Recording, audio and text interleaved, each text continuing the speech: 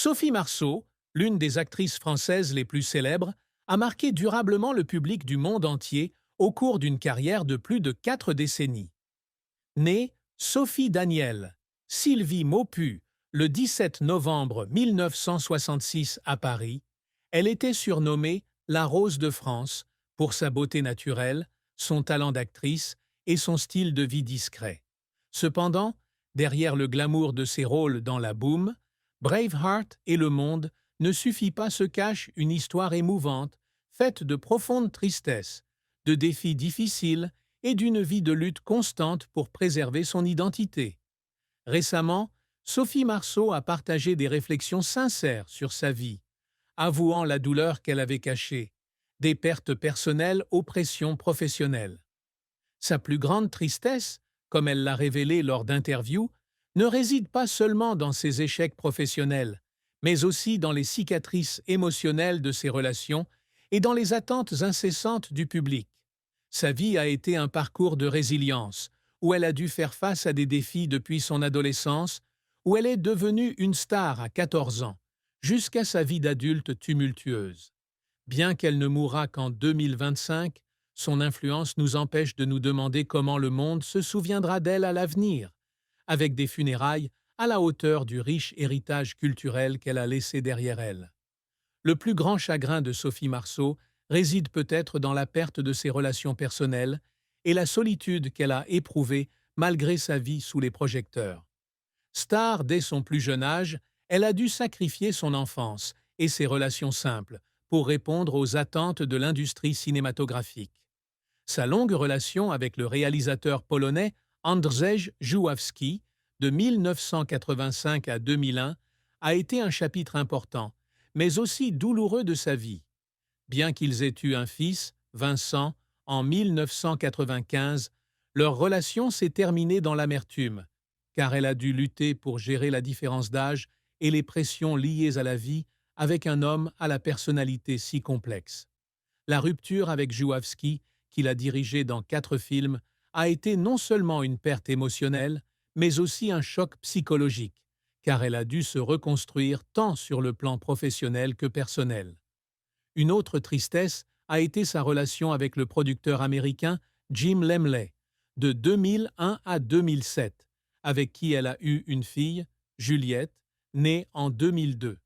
La rupture de cette relation, combinée à la pression d'élever 2 enfants sous le regard du public, a pu la plonger dans un sentiment d'isolement. Dans son autobiographie de 2023, La Souterraine, elle se décrit comme une personne en quête constante de liberté, souvent contrainte par les attentes des autres. De plus, les critiques des médias sur sa vie personnelle, de ses relations amoureuses à sa décision de refuser Hollywood pour rester en Europe, ont pu lui donner un sentiment d'incompréhension.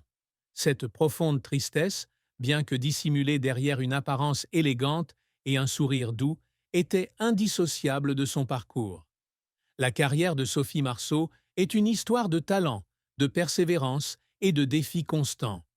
À 14 ans, elle décroche le rôle principal dans La Boum, 1980, une comédie pour adolescents qui devient un phénomène culturel et fait d'elle une icône générationnelle.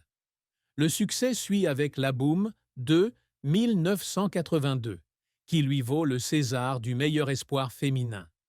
Les années 1980 la voient travailler avec des réalisateurs de renom comme Maurice Pialat dans Police, 1985, où elle se heurte à l'attitude grossière et déplacée de Gérard Depardieu, une expérience qu'elle qualifie de désagréable lors d'une interview en 2023. Son rôle de la princesse Isabelle, résiliente, dans Braveheart de Mel Gibson, 1995, lui apporte une reconnaissance internationale, suivie par son rôle d'Electra King, la James Bond Girl, dans Le Monde ne suffit pas, 1999. Cependant, sa carrière n'est pas toujours de tout repos.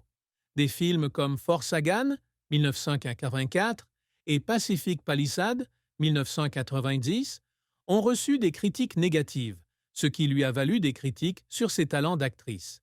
Son refus d'accepter les offres d'Hollywood pour se concentrer sur des projets européens, bien que délibérés, lui a également valu d'être perçu par certains acteurs du milieu comme manquant d'ambition.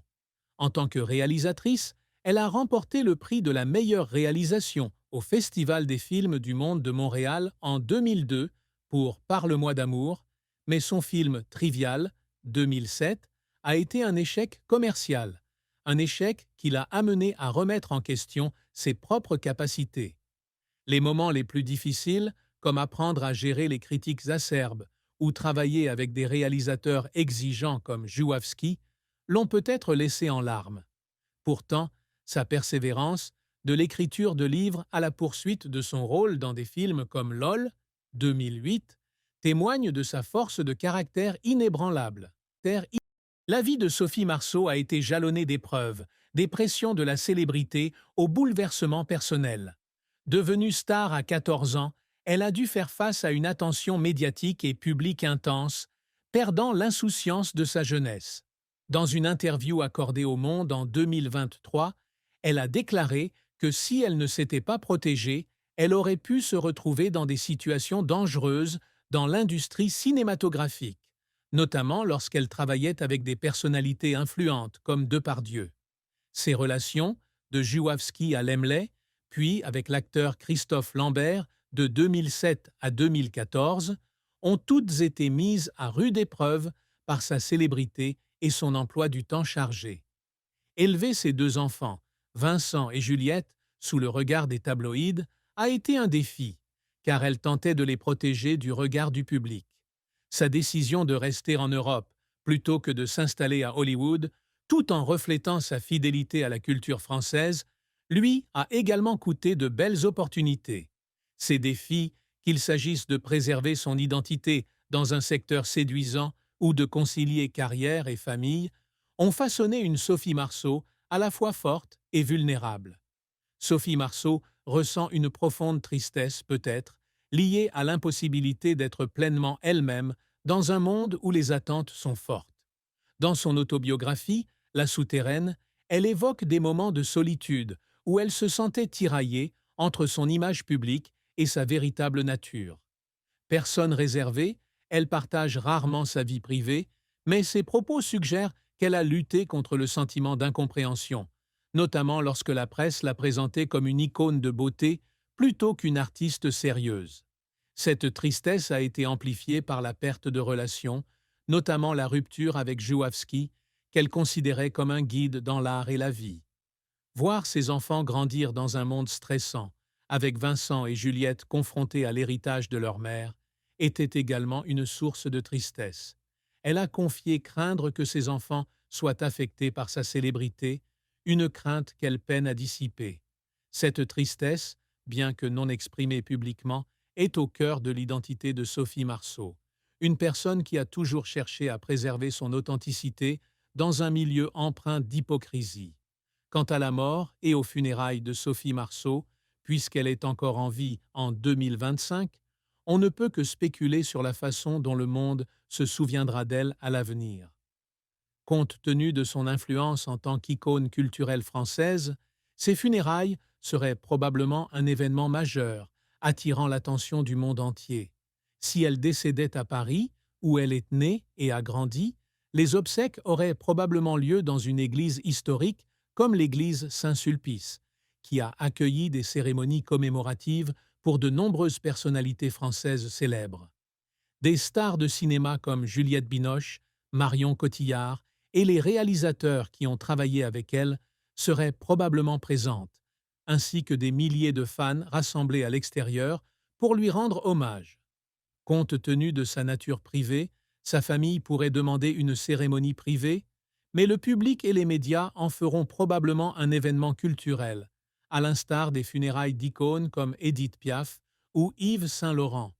Des films comme La Boum et Braveheart pourraient être rediffusés dans les cinémas français, tandis que des festivals comme Cannes pourraient organiser des rétrospectives pour célébrer son œuvre. Son héritage, de ses rôles emblématiques à ses contributions à la littérature et à la réalisation, restera dans les mémoires comme un témoignage de la force d'une femme qui a surmonté tous les obstacles pour laisser sa marque dans l'histoire du cinéma. La carrière de Sophie Marceau est une histoire de talent, de persévérance et de défis constants. À 14 ans, elle décroche le rôle principal dans La Boum, 1980, une comédie pour adolescents qui devient un phénomène culturel et fait d'elle une icône générationnelle.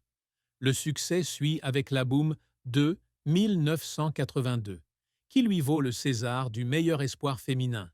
Les années 1980 la voient travailler avec des réalisateurs de renom comme Maurice Pialat dans Police, 1985, où elle se heurte à l'attitude grossière et déplacée de Gérard Depardieu, une expérience qu'elle qualifie de désagréable lors d'une interview en 2023. Son rôle de la princesse Isabelle, résiliente, dans Braveheart de Mel Gibson, 1995, lui apporte une reconnaissance internationale, suivie par son rôle d'Electra King, la James Bond Girl, dans Le monde ne suffit pas, 1999. Cependant, sa carrière n'est pas toujours de tout repos. Des films comme Fort Sagan, 1984, et Pacific Palisades, 1990, ont reçu des critiques négatives, ce qui lui a valu des critiques sur ses talents d'actrice. Son refus d'accepter les offres d'Hollywood pour se concentrer sur des projets européens